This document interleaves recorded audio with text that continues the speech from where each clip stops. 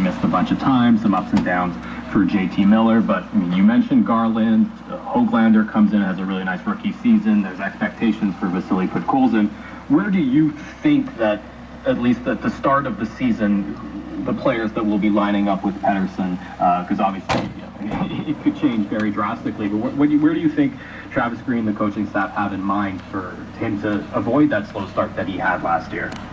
Yeah, I think it will change very drastically. Even through training camp, we often see, Travis Green tweak his line from day one to day two of practice. The exhibition team is going to change there as well. And that's maybe the reason why they talk about anything that you thought.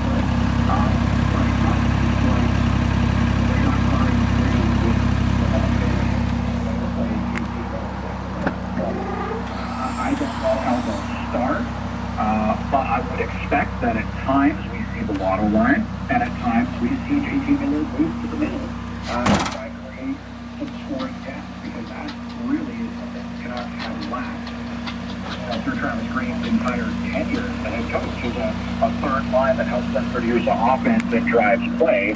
And JT Miller performed admirably playing down the middle last season, and I think the coaching staff believes that as well. So if they can, create a scenario where that top line doesn't lose anything by Miller being moved off it, and you create essentially a third scoring line, so the teams have to decide are they going to match up against Pettersson or Horvat or Miller, then I completely understand why they want to explore that possibility.